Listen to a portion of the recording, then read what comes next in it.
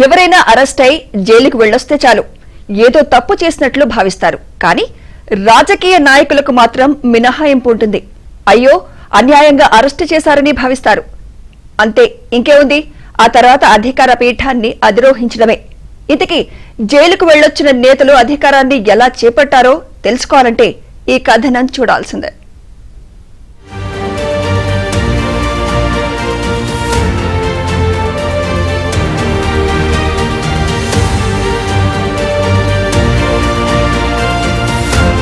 ఇరుగు పొరుగున ఉండే ఓ వ్యక్తిని పోలీసులు అరెస్ట్ చేసి తీసుకెళ్లారని తెలిస్తే చాలు ఆ వ్యక్తి కుటుంబంతో మాట్లాడడానికి కూడా కొద్ది రోజులు జనం సంశయిస్తారు.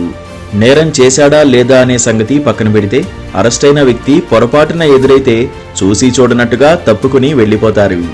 ఇదంతా సామాన్యుల వరకే. అదే ఓ రాజకీయ నాయకుడు జైలుకెళ్తే ఆ లెక్కే వేరుంటుంది. ఆ నాయకుడి గతం, ఏ నేరారోపణపై జైలుకు వెళ్లాడు వంటి విషయాలన్నీ గాల్లో కలిసిపోతాయి. సదరు నేతను ప్రత్యర్థి పార్టీ అక్రమంగా జైలుకు పంపింది అనే వాదం తెరపైకి వస్తుంది. కటకటాల వెనుక ఉన్న నాయకుడు తన ప్రత్యర్థి అయిన అధికార పార్టీ కుట్రను ఎదుర్కొని నిలబడ్డ హీరోగా అవతరిస్తాడు. చివరికి జనమంతా కలిసి ఆ నాయకుడు, అతని పార్టీని అందలమెక్కిస్తారు. వెరసి జైలుకెళ్లి వస్తే అధికారం గ్యారంటీ అనేలా దేశ రాజకీయ పరిస్థితి మారింది.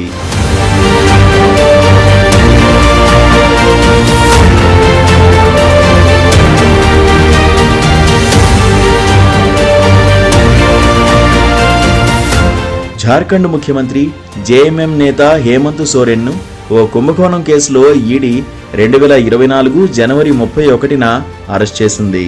అప్పటికే ముఖ్యమంత్రి అయిన హేమంత్ అరెస్ట్ అయిన కాసేపటికే తన పదవికి రాజీనామా చేశారు.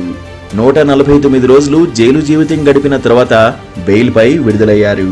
జూలై 4న తిరిగి సీఎంగా ప్రమాణ స్వీకారం చేశారు. ఇటీవల జరిగిన ఎన్నికల్లో జేఎంఎం ఆధ్వర్యంలోని ఇండియా కూటమి విజయం సాధించడంతో మరోమారు ప్రభుత్వాన్ని ఏర్పాటు చేయడంతో పాటు ముఖ్యమంత్రిగా ప్రమాణ స్వీకారం చేయబోతున్నారు.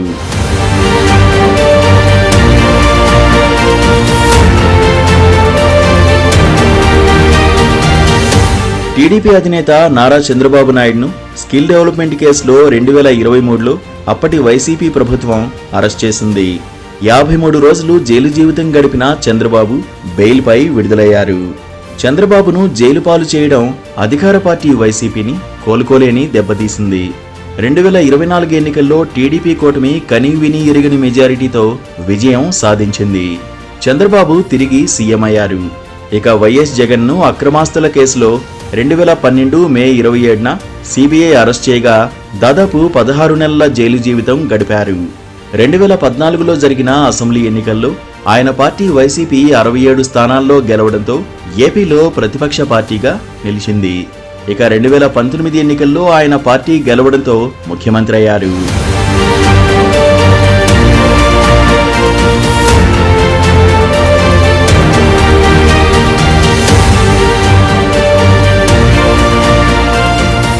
బీఆర్ఎస్ నేత కేటీఆర్కు చెందిన ఫామ్ హౌస్ పై అనుమతి లేకుండా డ్రోన్ ఎగురవేశారనే ఆరోపణలతో 2020 మార్చి 5న రేవంత్ రెడ్డిని హైదరాబాద్ పోలీసులు అరెస్ట్ చేశారు. 14 రోజుల రిమాండ్ అనంతరం బెయిల్పై విడుదలయ్యారు. జైలు నుంచి విడుదలయ్యాక రేవంత్ 2021 జూలైలో టీపీసీసీ అధ్యక్షుడు అయ్యారు. అనంతరం 2023 అసెంబ్లీ ఎన్నికల్లో పార్టీని గెలిపించుకుని ముఖ్యమంత్రి అయ్యారు. డీకే శివకుమార్ను మనీ లాండరింగ్ కేసులో 2019 సెప్టెంబర్ 3న ఈడీ అరెస్ట్ చేసింది. ఢిల్లీ హైకోర్టు బెయిల్ ఇవ్వడంతో 2019 అక్టోబర్ 23న విడుదలయ్యారు. అనంతరం కర్ణాటక ప్రదేశ్ కాంగ్రెస్ కమిటీ అధ్యక్షుడిగా నియమితులైన డీకే 2023 అసెంబ్లీ ఎన్నికల్లో గెలిచి ఉప ముఖ్యమంత్రి అయ్యారు.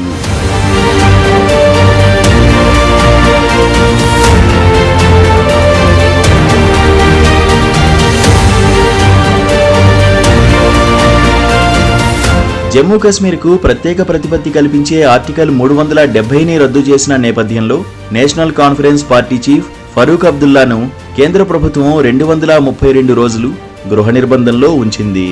2019 ఆగస్టు 5 నుంచి 2020 మార్చి 24 దాకా ఒమర్ నిర్బంధంలో ఉన్నారు.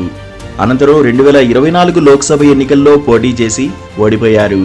కానీ అసెంబ్లీ ఎన్నికల్లో పోటీ చేసిన ఒమర్ గెలుపొందగా ఆయన పార్టీ ఎన్సీపీ మొత్తం 42 స్థానాల్లో గెలిచి అధికారం చేపట్టింది.